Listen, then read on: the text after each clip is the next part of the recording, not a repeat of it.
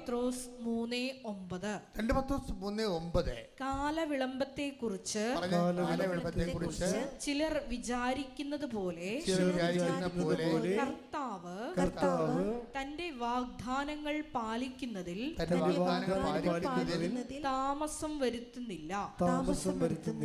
ആരും നശിച്ചു പോകാതെ എല്ലാവരും അനുതപിക്കണമെന്ന് അവിടുന്ന് ആഗ്രഹിക്കുന്നത് കൊണ്ട് നിങ്ങളോട് ദീർഘക്ഷമ കാണിക്കുന്നുവെന്നേയുള്ളൂ. അപ്പൊ പ്രഖ്യാപിത നിലപാട് ഇതാണ് കർത്താവിന്റെ. എന്താണ്? കാലവിളംബം വരുത്തുന്നത് പോലെ കർത്താവാണ് കാലവിളംബം വരുത്തുന്നതെന്നാണ് നമ്മൾ ധരിച്ചിരിക്കണമെന്നാണ് പറയണത്.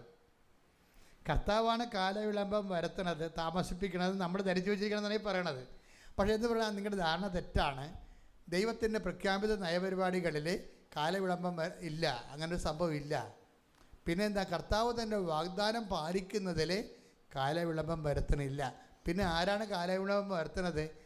നമ്മൾ ആ വാഗ്ദാനം പ്രാപിക്കാൻ വേണ്ടിയുള്ള പ്രീറെക്വിസിറ്റ് ഉണ്ട്. കർത്താവ് വാഗ്ദാനം പാലിക്കണമെങ്കിൽ നമ്മളോട് പറഞ്ഞിട്ടുള്ള പ്രീറെക്വിസിറ്റ് ഉണ്ട്. എന്താണ്? മുൻ ആവശ്യം. കാലവിളംബം കർത്താവ് വരുത്താതിരിക്കാനുള്ള ടെക്നോളജി എന്താണ്? അതിൻ്റെ തന്ത്രം എന്താ?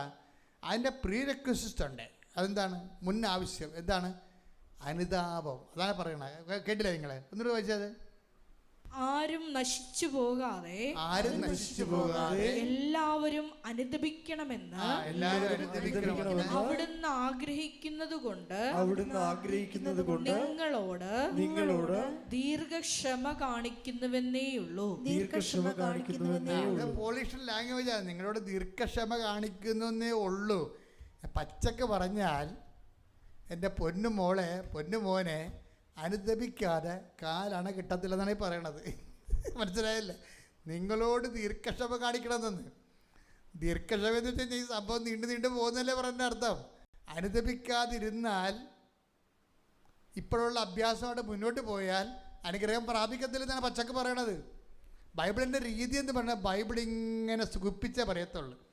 പക്ഷേ വെടിമരുന്നായിരിക്കും പറയണത്. നിങ്ങൾ കാലവിളംബം കാണിക്കുന്ന ദൈവത്തിൻ്റെ പ്രഖ്യാപിത നടപടിക്രമമല്ല. എത്രയും വേഗം നിങ്ങളെ രക്ഷിക്കുക എന്നുള്ളതാണ് ദൈവത്തിൻ്റെ നിലപാട്.